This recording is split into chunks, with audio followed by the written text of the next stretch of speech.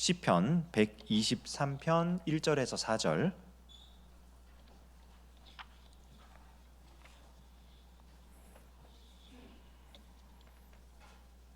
우리 한 목소리로 1절부터 4절까지 다 함께 읽도록 하겠습니다. 성경책 혹은 전면의 자막을 보시면 되겠습니다. 함께 읽습니다. 시작. 하늘에 계시는 주여, 내가 눈을 들어 주께 향하나이다. 상전의 손을 바라보는 종들의 눈같이, 여주인의 손을 바라보는 여종의 눈같이 우리의 눈이 여호와 우리 하나님을 바라보며 우리에게 은혜 베풀어 주시기를 기다리나이다. 여호와여, 우리에게 은혜를 베푸시고 또 은혜를 베푸소서. 심한 멸시가 우리에게 넘치나이다. 안일한 자의 조소와 교만한 자의 멸시가 우리 영혼에 넘치나이다. 아멘. 성전에 올라가는 노래 네 번째 시입니다. 몇 번을 강조해서 말을 해도 모자람 없는 그 내용이, 이 성전에 올라가는 노래라고 하는 이 표현 자체가 어떤 건물이나 장소를 향해 가는 개념이 아니라는 것을 꼭 잊지 말아 주시기 바랍니다. 그러니까 이 구약 성경이 쓰여졌던 시대에는 성전이라고 하는 것을 하나님이 임하시는, 하나님이 계시는 곳, 하나님께서 역사하시는 곳, 그런 장소의 개념으로 생각할 수 있었는데, 오늘날에는 성전이라고 하는 건물은 없어요. 그런 공간은 없습니다. 만약에 성전이 있다라고 한다면 그것은 예수님의 대속 사역을 무시하는 거예요. 왜냐하면 예수님이 십자가에서 돌아가실 때 휘장이 갈라지잖아요. 휘장이 위에서부터 아래로 쪼개져서 둘이 되었다. 이거는 지성소와 성소의 구분을 없이 함으로써 예수 그리스도를 통해 언제 어디서나 하나님의 임재, 하나님과의 만남으로 나아갈 수 있다는 뜻이거든요. 그러니까 이 어떤 특정한 공간이나 어떤 특정한 건물이나 특정한 시간으로서의 그런 성전이 아니라, 이 성전에 올라간다라고 했을 때는 우리가 어디에 있든지, 어떤 상황에 있든지, 언제든지 하나님께로 가까이 나아가는 거다. 이런 개념을 꼭 잊지 말아 주시기 바랍니다. 시편, 이 성전에 올라가는 노래가 끝날 때까지는 계속 이렇게 말씀을 드릴 겁니다. 이게 가장 중요한 개념이기 때문에. 자, 그 네 번째 시간이에요. 하나님께로 가까이 나아가는 네 번째 시간인데, 우리가 같이 1절부터 4절까지 읽었는데 1절을 보시면 이 시가요, 이 시편 123편의 시가 공동체의 탄원시로 분류가 되어 있습니다. 시편을 학자들이, 신학자들이 연구를 할 때 이 시는 그 성전에 올라가는 노래로 묶어져 있는 15편의 시 전체가 공동체 탄원시거든요. 그러니까 이스라엘 백성들이 공동체적으로 함께 하나님께 나아가고자 하는, 함께 하나님께 올려드리는 그러한 이제 기도와 간구의 내용이 담겨 있는 건데, 1절을 보시면은 특이하게 이렇게 얘기를 하고 있어요. 하늘에 계시는 주여, 내가 눈을 들어 주께 향하나이다. 여기 내가 눈을 들어 주께 향한다. 이거는 1인칭 단수죠. 납니다, 나. 그러니까 분명히 이걸 공동체의 탄원시로 알고 있는데, 나라고 하는 개인의 탄원시인 것처럼, 개인의 간구인 것처럼 시가 시작이 되고 있는 거예요. 왜 그러냐면 우리가 두 가지를 생각해 볼 수 있는데요. 하나는 뭐냐면 이 시편을 이제 이용하는 어떤 기술적인 면에서 선창자의 외침으로 볼 수가 있습니다. 그러니까 어떤 사람이 앞에서 외치면 나머지 사람들이 뒤에서 이렇게 외치는 것처럼, 이거 뭐 우리 학교 다닐 때나 또 우리 남성분들 같은 경우에는 군대에 있을 때 선창자가 뭐라고 하면 그대로 이제 따라 하나 뭐뭐뭐뭐뭐뭐뭐뭐뭐 이런 식으로 이제 하는 거 잘 아시죠? 그러니까 이 시 자체가 하나님께 나아가고 하나님을 예배하는데 사용되었던 어떤 절기라든지 어떤 그런 전체적인 이스라엘 민족 전체의 어떤 행사 가운데 하나님을 예배하는데 쓰여졌던 것으로 알고 있기 때문에, 아마 이 1절의 이 구절은 선창자가 먼저 하나님께 이렇게 내가 눈을 들어 주님께 향합니다 라고 하면 이제 회중들이 이 뒤에 나오는 부분들을 후창을 하는 거죠. 그래서 이제 함께 하나님을 예배하는 데 있어서 이제 같이 나아갈 수 있도록 유도하는, 인도하는 그런 이제 기능을 하고 있다라고 이제 문학적으로나 혹은 어떤 기술적으로 우리가 생각해 볼 수 있고요. 또 이게 이런 쪽 말고 다른 쪽으로 한번 생각을 해보면 이건 뭐냐면 공동체의 고백, 공동체의 시라고 하는 게요. 공동체가 고백을 하는 그 고백을 내가 고백하지 않으면 사실은 내가 그 공동체의 일원이 될 수가 없어요. 그러니까 내가 속한 조직에서 어떤 고백을 한다고 해서 내가 그 조직에 나는 그런 고백을 안 해. 나는 눈을 들어서 주님께로 향하지 않아요. 나는 그냥 이스라엘 백성 중에 있을 뿐이에요. 그런데 내 눈을 들어 주님께 향하지는 않아. 그런 상황에서는 아무런 의미 없는 개인이 되는 거예요. 그래서 이거는 개인의 고백이면서 공동체의 고백인 게 한 사람 한 사람, 이 선창자가 누가 되느냐, 이거는 사실상 이 시대에는 제사장이나 레위인이 했겠지요. 앞장서서 찬양을 했던 사람들이니까. 그러나 오늘날에는 이 선창자가 사실은 누구여도 상관이 없습니다. 목회자여도 되고 다른 직분자들이어도 되고 아무런 직분이 없는 일반 성도들이어도 아무 문제가 없습니다. 그저 이 동일한 고백을 가지고 하나님께로 나아가는 자면 누구나 이러한 고백으로 기도를 시작할 수 있는 거예요. 찬양을 시작할 수 있는 거고 예배를 시작할 수 있는 겁니다. 그런데 누구에게 기도하는가? 누구를 예배하는가? 여기 앞에 이렇게 표현하고 있죠. 하늘에 계시는 주여. 하늘에 계시는 주여. 이게 굉장히 멋진 표현입니다. 두 가지 표현이 동시에 나오는 거예요. 첫 번째 표현은 주님이라는 표현입니다. 이것은 내 인생을 이끌어가는 내 삶의 주관자라는 뜻이지요. 오늘날에는 이 주인이라는 이 호칭이 그렇게 널리 쓰이지도 않고 또 그것이 쓰여졌을 때 우리는 뭔가 좀 인권적인 차원에서 쓰면 안 되는 단어인 것처럼 요즘엔 그렇게 여겨지는 단어인데 이 시대만 하더라도 그리고 이 시대가 아니라 사실 우리나라도 조선시대 때까지만 하더라도 주인이라고 하는 이 개념이 굉장히 익숙한 개념이었고 주인님을 의지해서 살아가는 게 당연한 삶이었어요. 주인이 책임을 지고 자기의 그런 노예들과 이런 사람들 먹여 살리는 거고 그리고 그 주인을 의지해서 살아갈 수 있고 그런 개념이 굉장히 익숙했던 개념인데 오늘날에는 그런 게 없죠. 다 동등하다고 생각을 하고 내 인생의 주인은 나다 이렇게 생각을 하다 보니까 이 개념이 그냥 하나님께만 쓰이는 개념인가 이렇게 생각할 수 있는데 사실은 이 주님이라는 이 호칭 자체는 굉장히 널리 쓰여졌던 호칭이고 이 시대 사람들에게는 익숙한 표현입니다. 이 주님이라는 표현보다 사실은 더 중요한 표현이 뭐냐면 하늘에 계시는 주라는 하늘에 계신다고 하는 표현이에요. 그러니까 하늘을 유대인들은 하나님이 계신 곳, 이 세상을 만드시고 이 세상을 다스리시는 분이 앉아 계신 곳 이렇게 생각을 했어요. 그러니까 창조주가 계신 곳이 하늘이다. 그러니까 하늘에 계시는 주여라고 했을 때 이거는 뭐냐면 나는 지금 창조주 하나님을 바라봅니다. 내가 마음대로 조종할 수 있거나 혹은 내가 간절히 구해가지고 내 뜻을 관철시킬 수 있거나 그런 어떤 신이 아니라 많은 사람들이 섬기는 다른 여러 신들이 아니라 이 세상을 만드시고 이 세상을 다스리시는 완전히 초월에 계신 하나님, 온 세상의 창조자이시며 주인이신 바로 그분께 내가 초점을 맞추고 있습니다. 이런 고백이에요. 그러니까 이게 정말 중요하죠. 우리가 누구를 예배하느냐. 제가 최근에 참 안타까운 것 중에 하나가 있는데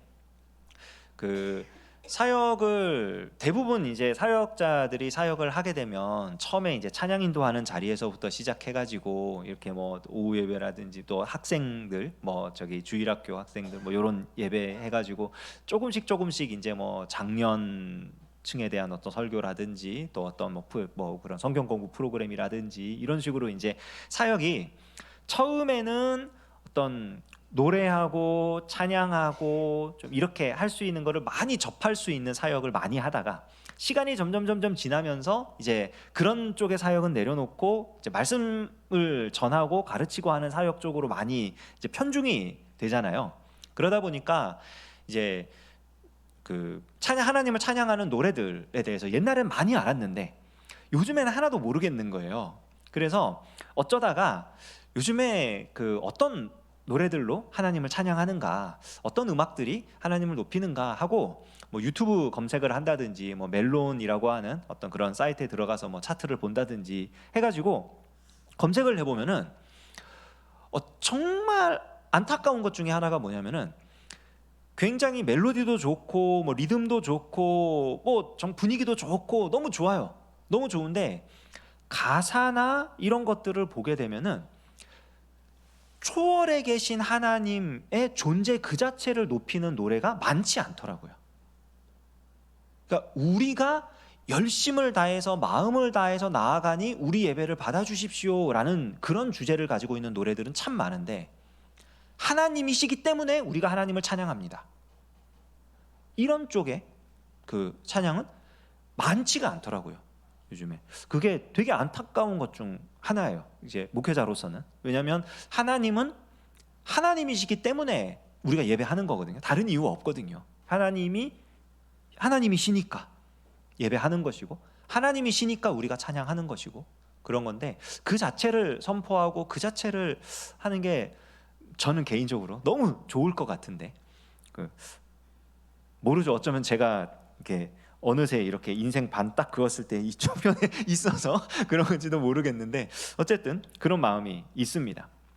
중요한 건 지금 이제 말씀드리고 싶은 거는 뭐냐면 지금 우리가 하나님께로 가까이 나아간다라고 했을 때 이 하나님을 하늘에 계시는 주님, 초월하신 창조주로 인식하고 나아가는 게 정말 중요하다는 걸 말씀드리고 싶은 거예요. 하나님이 우리가 어떻게 마음대로 해가지고 조정할 수 있는 분이 아니에요. 우리를 만드신 분이고 이 세상을 다스리시는 분이십니다. 그렇기 때문에 그 하나님께 나아가는 거예요. 자, 어떻게 나아가느냐? 2절에 보면 우리가 많이 들어봤던 표현일 거예요. 아주 유명한 표현이 나옵니다.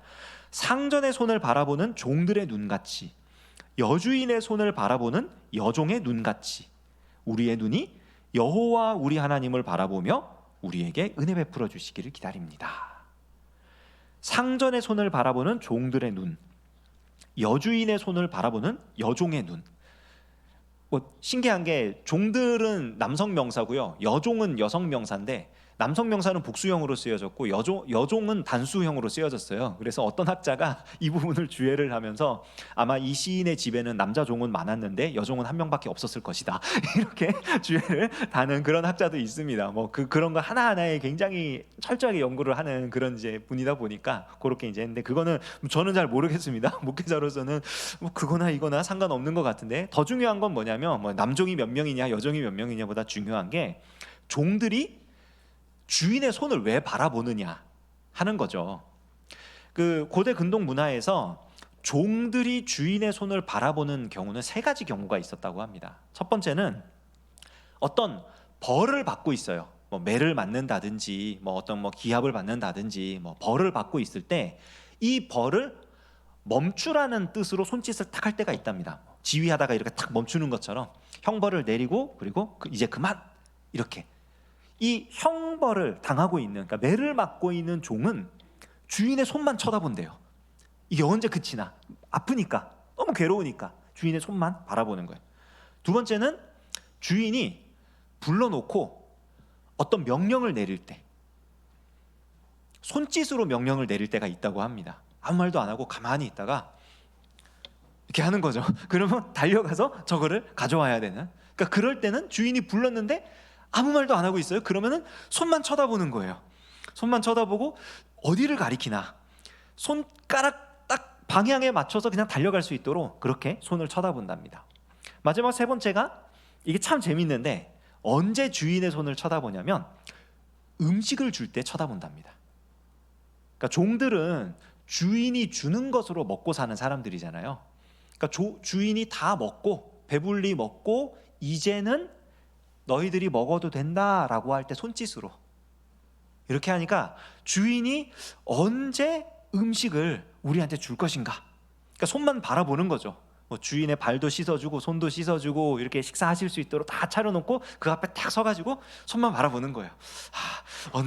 나는 언제 먹을 수 있나 이러면서. 굉장히 이 세 가지 경우가 전부 다 매우 매우 매우 간절한 경우죠. 매를 맞고 있는데 매를 멈추게 해달라는 신호가 됐든지, 주인이 불러서 갔는데 명령을 받아야 하는 상황이든지, 주인이 밥을 이제 먹고 이제 우리가 식사를 해야 될 그런 때든지, 정말 그 마음이 아주 아주 간절하고 정말로 이 주인이 신호만 내리면 바로 움직일 수 있는 준비가 되어 있는 그런 상태인 거죠. 그러니까 지금 이 시인이 말하고 싶은 건 뭐냐면, 창조주 하나님께 나아가는 종된 우리의 모습이 이러한 모습이라는 거예요. 그러니까 주인이 손짓해 주지 않으면 살 수가 없는, 한마디로 말해서 매를 맞고 있는데 주인이 손짓하지 않으면 죽을 때까지 맞는 거예요. 살아남을 수가 없어요. 불러놓고 명령을 안 내리고 가만히 있어, 손짓을 안 해. 종은 의미가 없어지는 거예요. 날 왜 불렀지 주인이? 이게 뭐지? 갈팡질팡 하는 거예요. 정체성에 혼란이 오는 거죠. 주인이 음식을 먹으라고 안 해. 주지도 않아. 혼자 다 먹어. 괴로운 거죠. 예전에 그 광해라는 영화였나요? 그 천민이었다가 뭐 이렇게 연기하는 이런 사람이 가짜 왕으로 들어가서 이게 상을 차려오니 얼마나 이게 맛있겠습니까? 임금님 드시는 상인데 하나도 남김없이 다 먹으니까 그 일하는 사람들이 그냥 쩔쩔 굶으면서 아주 힘들어했다는 그 영화를 보면서 아주 너무 재밌게 봤는데, 내가 만약 그 종의 입장이라면 그보다 비참한 게 없죠. 살 수가 없는 거예요. 굶어 죽게 되는 그런 상황이 되는 거니까. 그러니까 지금 이 종들처럼 하나님의 손을 바라봅니다 라고 하는 건 뭐냐면, 하나님이 아니면 살 수가 없습니다. 하나님 제발 좀 살려주세요 하는 거예요. 너무 힘든 거예요. 너무 힘들어서 지금 형벌을 받고 있는 상황인지, 아니면 자기가 뭘 해야 될지 모르는 그런 오리무중에 빠져 있는 상황인지, 아니면은 정말 먹고 살 수 있는 환경이 안 돼 가지고 정말 굶어 죽어가고 있는 상황인지, 어떤 상황인지는 모르지만 하나님께서 손짓을 해주지 않으시면 살 수 없는, 하나님만 전적으로 의존할 수밖에 없는 그런 상황이라는 걸 지금 말하고 있는 겁니다. 그런 상황에서 하나님께 바라는 건 은혜를 베풀어 주십시오라는 거예요.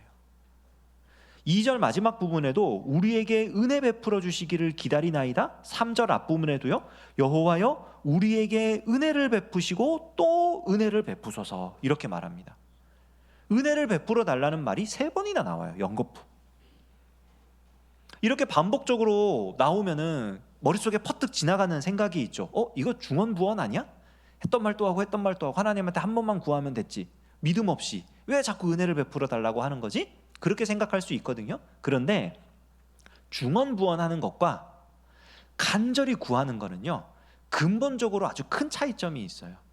그러니까 예수님이 금하셨던 중언부언의 핵심은 뭐냐면요, 말을 많이 해서 그 말을 듣는 신의 마음을 움직이고자 하는 중심이 중언부언하는 중심이에요. 내가 100번 기도했는데 응답이 안 됐다? 그럼 1000번 기도하지 뭐, 10,000번 기도하지 뭐, 1억 번 기도하지 뭐. 이건 중언부언이에요. 왜냐하면 내가 기도를 많이 해서 그 말로 하나님을 설득해가지고 내가 원하는 바를 이루고자 하는 거잖아요. 그걸 기도 응답이라고 말을 하는 거잖아요. 그러니까 중심이 나한테 와 있으면 그건 중언부언이에요. 근데 너무 간절한 거예요. 너무 갈급한 거고 너무 애타게 정말 하나님이 해주지 않으면 안 되는 거예요. 그거를 한 번 아뢰고 2번 아뢰고 3번 아뢰고 하는 건 중언부언이 아니에요. 그거는 말 그대로 간절한 기도입니다. 중심이 내게 있는 게 아니라 하나님께 있는 거예요. 특히 여기서 은혜를 베풀어 주소서라고 하는 이 단어가요, 크하난이라는 히브리어를 쓰는데, 그게 뭐냐면 그냥 막연한 어떤 은혜, 나한테 좋은 거 이런 걸 해달라는 게 아니라, 내가 지금 어떤 문제를 가지고 있어요. 어려움에 봉착했어요. 뭐 어떤 나를 괴롭히는 사람이 있는 경우도 있고, 내가 지금 어떤 어려운 상황에 처한 그런 곳일 수도 있어요. 그럴 때 실제적으로 이 문제들로부터, 이 악한 자들로부터 나를 건져 주십시오, 빠져나가게 해주십시오, 이런 뜻이에요. 그러니까 지금 이 은혜를 베푸소서라고 3번 연거푸 기도하는 건 뭐냐면, 하나님이 나를 지금 건져주지 않으면 이 사람은 살 수가 없는 거예요. 살아날 수가 없는 겁니다. 그래서 하나님께 구해달라고 간구하는 거예요. 이건 중언부언이 아닙니다. 내가 구해달라고 100번 1000번 말해가지고 하나님이 나를 구원해 주신, 아니에요. 그런 중심이 아닙니다. 이거는 하나님이 구원해 주지 않으면 살 길이 없기 때문에 그저 구원해 달라는, 은혜를 베풀어 달라는 기도밖에 할 수 없는 거예요. 그 기도밖에 할 수 없는 거예요 지금. 그래서 그런 기도를 연거푸 하고 있는 겁니다. 그 왜 지금 이렇게 기도하고 있느냐? 3절 뒷부분, 심한 멸시가 우리에게 넘치나이다. 심한 멸시가, 심한 멸시라는 이것도 히브리 원어로 보면요, 랍부즈라고 하는 단어를 쓰는데, 이게 뭐냐면 멸시가 차고 넘친다는 뜻이에요. 꾹꾹 눌러 담아가지고 그릇을 막 이렇게 폭발적으로 뻗어나오는 그런 거 있죠. 멸시가 지금 그렇다는 거예요. 사람들이 이게 지금 구체적으로 어떤 상황인지는 말하지 않습니다. 4절에도 내용이 안 나와요. 안 나오는데, 지금 어쨌든 주변에 있는 사람들이 이 하나님을 바라보는 이 사람, 이 백성, 하나님의 백성들을 보면서 멸시를 하는데, 이래도 멸시 저래도 멸시, 그냥 아예 인간 취급을 안 하고 있는 거예요. 쉽게 말하자면. 최근 이제 넷플릭스에서 방영을 해가지고 아주 사람들이 재밌게 보면서도 참 섬찟하게 느끼는 것 중 하나가 더 글로리라는 드라마가 있습니다. 그게 학교 폭력 관련된 그런 내용인데, 저는 안 봤습니다. 안 봤는데 그 시즌 1이 처음 나왔을 때도 깜짝 놀랐던 게 뭐냐면은, 그 드라마 상에 나오는 내용들이 실제 학교에서 일어난 일들이더라고요. 실제로 일어났던 사건들을 가지고 소재를 삼아 가지고 만들어낸, 이제 그거에 대한 이제 복수극인데, 이제 그런 뭐 학교 폭력이나 뭐 이런 것들 할 때 사람을 사람으로 생각하지 않으니까 그러는 거거든요, 사실은. 그게 멸시예요. 그게 차고 넘치는 멸시가 그런 겁니다. 그러니까 저 사람을 정말 인간 취급을 안 하는 거예요. 그러니까 내가 마음대로 괴롭혀도 되는 거고, 그냥 마치 지나가다가 무슨 뭐 개미나 어떤 벌레 같은 거 보면은 그냥 꾹 밟아 죽이는 것처럼, 눌러 죽이는 것처럼. 그리고 양심의 가책 느끼는 사람 아무도 없잖아요. 우리 가운데 불교도는 아무도 없으니까 뭐 살생 안 하는 사람 없잖아요. 그러니까 그런 거 딱 했을 때 충격받는 사람 아무도 없단 말이에요. 사람을 그렇게 생각하는 거예요. 그게 멸시예요. 지금 시인이 자기가 지금 그런 취급을 받고 있다는 겁니다. 주변 사람들이 자기를 그런 취급을 하고 있는데, 어떤 사람들이 그렇게 취급하느냐? 4절, 안일한 자의 조소와 교만한 자의 멸시가 우리 영혼에 넘칩니다. 안일한 자와 교만한 자가 그렇게 하고 있는 거예요. 여기 안일한 자는 아무런 방해를 받지 않고 있는 자, 아무런 문제가 없는 자, 이런 뜻입니다. 그러니까 뭐예요? 힘도 있고 돈도 있고 사회적 지위도 있고, 뭔가 자기가 하고 싶은 걸 다 할 수 있는 사람, 그게 안일한 자예요. 교만한 자는요, 자기 스스로를 높이는 사람이죠. 그러니까 높은 자리에 있는 사람이에요. 하나님이 없어도 내가 다 할 수 있어. 성경에 그 최초에 나왔던 최초의 살인자 중에 한 명이었던 가인이라는 사람, 그 사람이 쫓겨나고 했던 일이 뭐였냐면 성을 쌓는 일이었어요. 성을 왜 쌓습니까? 안일하게 살려고, 교만하게 살려고. 쌓아놓으면 자기를 공격하러 오는 사람들 다 막아낼 수 있거든요. 아무런 방해를 받지 않을 수 있거든요. 성을 쌓아놓고 그 안에서 내 자손들을 낳으면서 살면 내가 왕이거든요. 내가 제일 높은 자리에 있는 거거든요. 그러니까 이 안일한 자와 교만한 자는 어떤 사람이냐면 하나님 없이 사는 사람들입니다. 하나님 없이 사는데 이 세상에서, 이 땅에서 너무 잘 나가는 사람들, 누릴 거 다 누리고 가질 거 다 가지고 하고 싶은 거 다 하는 사람들 실제로 있잖아요. 많잖아요. 좋은 가문에서 좋다는 뭐 정의도 다시 생각해 봐야죠. 어쨌든 좋은 가문에서 태어나고 좋은 학벌을 가지고 있고 좋은 직장에 갔고 뭐 해가지고 떵떵거리면서 살 수 있는 그런 사람들, 하나님이 없어도 필요한 모든 것을 다 해결해 낼 수 있는 사람들, 그 사람들이 안일한 자, 교만한 자예요. 그럼 그런 사람들이 하나님의 백성을 왜 멸시할까요? 왜 사람 취급을 안 할까요? 이유는 살아가는 방식이 다르기 때문이죠. 그들이 그 자리까지 올라갈 수 있었던 건 자기들의 힘과 자기들의 능력, 자기들의 권세, 자기들의 부 이런 것들을 어마어마하게 키워냈기 때문이에요. 그런 삶을 살았기 때문이에요. 하나님이 없으니까 내 힘으로 살아남기 위해서 최선을 다해서 했어요. 그런 거에 대해서 뭐라고 하는 건 아닙니다. 그런데 그렇게 살고 보니까 하나님을 의지하고 살아가는 저 사람을 봤더니 저 사람은 이상한 거예요. 왜 저렇게 살지?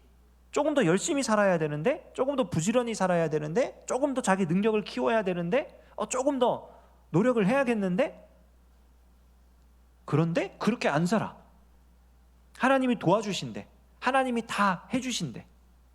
그러면서 살아가는 모습을 봤더니 솔직히 말해서 자기보다 선하거든요. 자기는 수단과 방법을 가리지 않고 이 자리까지 왔는데, 모든 수단과 방법을 다 가리고 올바르게 살아가고 있는데 살고 있거든요. 행복하게 살고 있거든요. 마음의 평안을 누리며 살고 있거든요. 그러니까 멸시하기 시작하는 거예요. 자기 삶에 위협이 되니까 다르게 살아가는 그 사람들을 아주 못살게 구는 겁니다. 구체적인 내용들은 시인이 말하지 않아요. 그런데 시인이 겪고 있는 이 고통이라고 할까요? 아픔이라고 할까요? 여기서 표현된 대로 멸시받는 이런 모습은요, 그러니까 시인의 삶 자체입니다. 하나님을 섬기지 않는 백성들과 함께 살아가면서 겪고 있는, 그러니까 인생 자체가 지금 이 시인에게 있어서는 멸시받는 인생인 거예요. 이런 시인의 삶을 참 자세히 설명하기는 어렵지만 그래도 가장 비슷한 것을 찾아보면은 애매하게 고난을 받는 그리스도인들의 삶을 격려하기 위해 쓰여졌던 베드로의 편지에서 우리가 발견할 수 있을 겁니다. 베드로 전서를 보시면 제가 읽을게요. 자막은 나올 겁니다. 눈으로 따라 읽어주십시오. 베드로전서 3장 13절에서 17절을 보면요, 그리스도인들의 이런 상황에 대해서, 환경에 대해서 이렇게 얘기를 합니다. 또 너희가 열심으로 선을 행하면 누가 너희를 헤아리요? 그러니까 선을 행하면 해할 사람 없다 이거죠. 착하게 사는데 누가 해야겠느냐. 그런데 뒤에 내용을 보면은 그렇지 않다는 걸 알려줘요. 그러나 의를 위하여 고난을 받으면 복 있는 자니 그들이 두려워하는 것을 두려워하지 말며 근심하지 말고 너희 마음에 그리스도를 주로 삼아 거룩하게 하고 너희 속에 있는 소망에 관한 이유를 묻는 자에게는 대답할 것을 항상 준비하되 온유와 두려움으로 하고 선한 양심을 가지라. 이는 그리스도 안에 있는 너희의 선행을 욕하는 자들로 그 비방하는 일에 부끄러움을 당하게 하려 함이라. 선을 행함으로 고난받는 것이 하나님의 뜻일진데 악을 행함으로 고난받는 것보다 나으니라. 그러니까 선하게 살면 아무도 괴롭히지 않을 거야 라고 우리가 생각을 하는데 실상은 그게 아니라는 거예요. 우리가 선을 행하면 그 선을 행하는 것에 대해서 트집을 잡고 공격을 하고 못살게 구는 자들이 반드시 있다. 그러니까 그런 대우를 받을 때에, 그런 상황에 처할 때에 그들처럼 하지 마라. 그들이 두려워하는 걸 두려워하지 마라. 그들이 두려워하는 건 뭐예요? 내가 이렇게까지 열심히 선을 행했는데 이거 전부 다 헛된 일이었네. 아이씨, 앞으로 나 선 행하지 않을 거야. 내가 이렇게 착하게 굴었더니 사람들이 나를, 죄송합니다, 호구로 하네. 나 이제부터 이렇게 안 살 거야. 이러면서 삶의 방향을 바꿔버리는 거예요. 사람들한테 공격을 당하고 멸시를 당하니까. 그러지 말라는 거예요. 선을 행할 때는 끝까지 행해라. 그리고 그리스도 안에서 소망을 가지고 그 사람들을 대할 때는 언제나 온유함과 두려움을 가지고 그 사람들의 방식대로 가지 말라. 삶의 방식을 바꾸지 말라는 거예요. 선한 삶의 방식을 끝까지 유지해라. 고난 받을 수 있다. 근데 그래도 끝까지 유지하는 게 좋다. 한 장 넘겨서 베드로전서 4장을 보면요, 이런 말씀도 있습니다. 3절과 4절인데요. 너희가 음란과 정욕과 술취함과 방탕과 향락과 무법한 우상 숭배를 하여 이방인의 뜻을 따라 행한 것은 지나간 때로 족하도다. 이러므로 너희가 그들과 함께 그런 극한 방탕에 다름질하지 아니하는 것을 그들이 이상히 여겨 비방하나. 그러니까 앞서 봤던 거는 그리스도인이에요. 그리스도인이 선하게 사는 거예요. 근데 지금 4장에 넘어와서는 그리스도인으로 거듭난 사람들이에요. 이전에 똑같이 살다가 바뀌었어요. 종교적으로는 개종을 했다고 실제적으로는 속사람이 거듭난 거예요. 그래서 그리스도인이 되었어요. 그랬더니 예전에 했던 음란과 정욕과 술취함과 방탕과 향락과 무법한 우상 숭배를 더 이상 안 하는 거예요.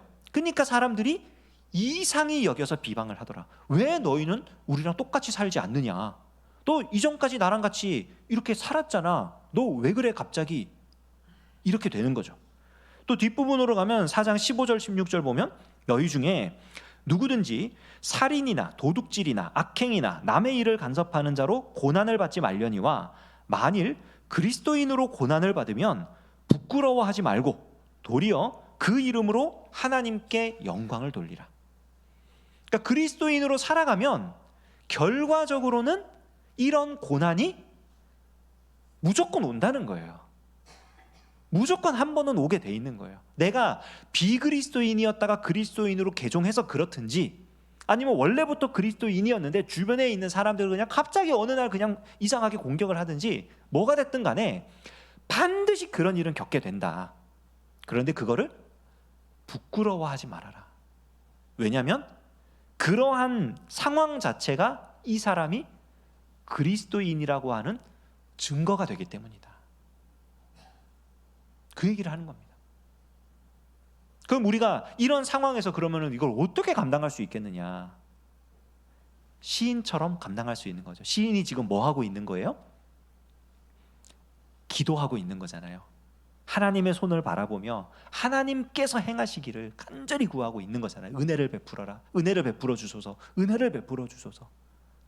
누가복음에도요, 이와 똑같은 얘기가 사실은 나오는데 한 구절만 딱 읽을게요. 누가복음 18장 7절입니다. 하물며 하나님께서 그 밤낮 부르짖는 택하신 자들의 원한을 풀어주지 아니하시겠느냐? 그들에게 오래 참으시겠느냐? 하나님의 백성이 심한 멸시를 당할 때 속에 원한이 생깁니다. 억울하니까요. 속상하니까요. 근데 그걸 해소할 수 있는 유일한 방법이 뭐냐면 하나님께 부르짖는 거예요. 그러면 하나님이 풀어주신다는 거예요. 역사하신다는 겁니다. 이 시편 123편의 기도는요, 우리가 하나님께로 나아갈 때 상황이 좋아서 아니요. 우리가 어떤 하나님 앞에 이렇게 당당하게 드릴 게 있어서 아니요. 너무 힘들어서 나갈 수 있다는 걸 알려주는 거예요. 너무 속상해서 하나님 부르짖을 때 하나님이 역사하신다는 걸 알려주는 겁니다. 성경에서요, 이러한 삶을 살았던 한 사람의 구체적인 이야기가 나오는 장면이 하나 있어요. 창세기 뒷부분에 요셉이라는 사람이 나오는데요, 잘 아실 겁니다. 요셉의 이야기 대충 얘기를 해보자면 이 사람이 선하게 살았어요. 매우 정직했어요. 그래서 형들이 양을 칠 때 꼼수를 부리거나 나쁜 짓을 하면은 아버지한테 바로 가서 알려줬어요. 그러니까 고자질을 한 거죠. 그래서 요셉이 형들로부터 미움을 받습니다. 선하게 살았기 때문에 미움을 받아요. 어느 정도까지 미움을 받느냐? 형들이 동생을 팔아버릴 정도로 미움을 받아요. 팔려갑니다. 노예가 돼요. 노예가 돼서 일을 하는데 거기서 또 성실하게 살아요.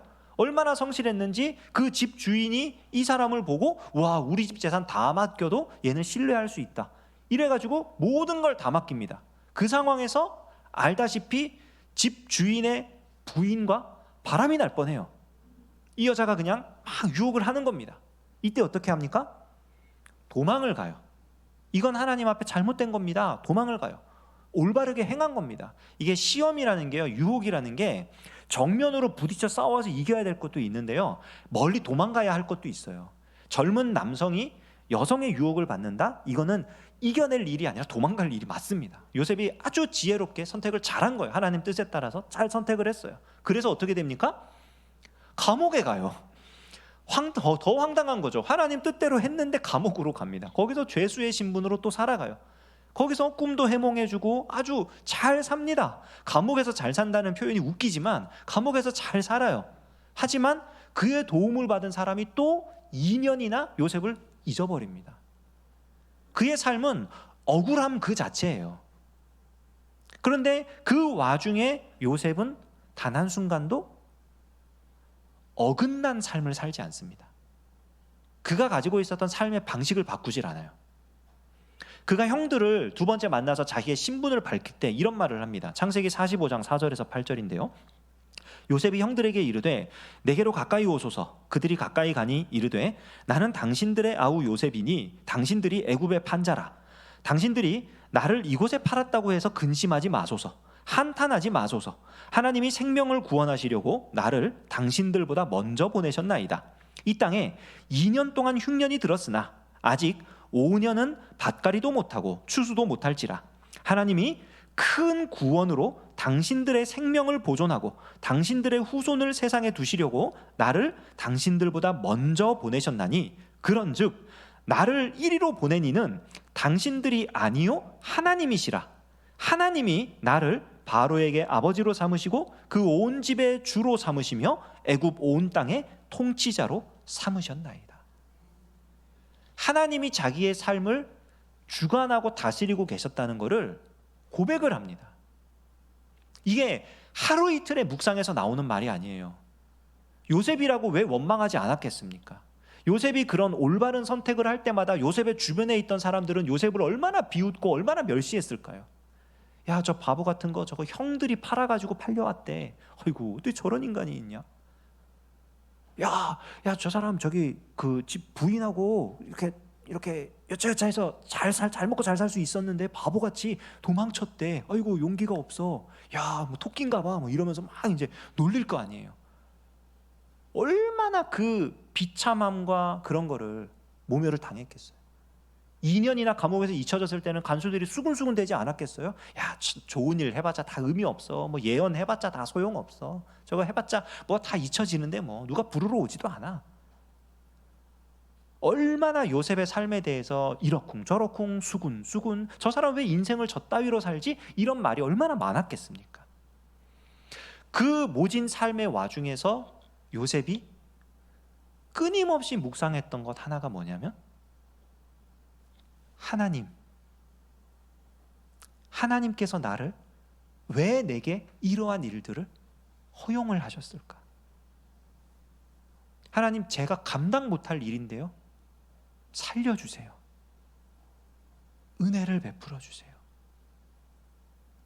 노예로 팔려갔지만 성실한 노예로 일을 하고요, 억울한 죄수가 되었지만 간수장의 신임을 받는 성실한 죄수가 되었고요, 바로가 이 나라의 2인자로 세웠지만 애굽이라는 나라에 현혹되지 않고 본인은 하나님께서 세상의 구원자로 이 자리에 있게 하셨다는 사실을 굳게 붙잡습니다. 삶의 방식이 바뀌질 않아요. 그의 아버지가 죽고 나서 형들이 무서워합니다. 왜냐하면 아버지가 살아계실 동안은 이 요셉이 워낙 효자니까 아버지 가슴에 못질을 할 수 없으니까 우리한테 복수를 안 했을 텐데 이제 아버지가 돌아가셨으니 큰일 났다, 우리 이제 다 죽었다 생각하면서 자기들을 종으로 받아달라고 와서 무릎을 꿇어요. 그때 요셉이 이런 말을 합니다. 50장 19절에서 21절이에요.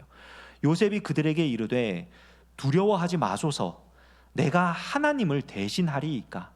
당신들은 나를 해하려 하였으나 하나님은 그것을 선으로 바꾸사 오늘과 같이 많은 백성의 생명을 구원하게 하시려 하셨나니 당신들은 두려워하지 마소서. 내가 당신들과 당신들의 자녀를 기르리이다 하고 그들을 간곡한 말로 위로하였더라. 내가 하나님을 대신하겠습니까? 요셉의 지금 입지는요, 충분히 안일한 자가 될 수 있고 교만한 자가 될 수 있는 상황입니다. 요셉을 공격하는 사람 아무도 없고요. 요셉이 하고 싶은 거 못하는 거 아무도 없고요. 요셉은 그 나라에서 바로만 빼놓고는 모든 사람보다 높은 자리에 있던 사람이에요. 근데 그런 자리에 있던 요셉이 하는 고백이 내가 하나님을 대신하겠습니까? 자기는 하나님이 아니라는 거죠. 하나님께서 역사하시고 하나님께서 주관하시고 하나님께서 이루시는 일들이 있는데 나는 그 하나님께서 일하심에 있어서 쓰임받은 그냥 한 사람일 뿐입니다. 요셉의 고백이에요. 오늘 우리가 이 시편 123편의 말씀과 요셉의 이야기를 우리의 삶으로 잘 갈무리하고 적용할 수 있으면 좋겠습니다. 혹시 내가 살아가는 삶의 방식이 주변에 다른 믿지 않는 자들이나 그런 사람들과의 모습과 좀 달라서 이상한 취급을 받고 계십니까? 혹은 내가 예수님을 믿기 때문에 좀 오해를 사거나 멸시를 당하거나 불편함이 있거나 손해를 보거나 하는 그런 일들이 있습니까? 그럴 때는 하나님의 손을 바라봐야 할 때입니다. 우리가 하나님의 손을 바라보고 은혜를 베풀어 주십시오, 하나님이 살려주십시오 라고 하나님을 전적으로 의존할 때 하나님께서 놀라운 구원의 역사를 이루실 것입니다. 우리가 요셉처럼 한 나라의 총리가 되거나 그런 위대한 자리까지 갈 수 없을지는 몰라도 우리가 있는 곳에서 우리를 통해 행하시는 하나님의 놀라운 역사는 반드시 경험할 수 있게 될 것입니다. 이런 은혜를 경험할 수 있는 저와 여러분 되시기를 주님의 이름으로 축원합니다. 광고 말씀 전하겠습니다.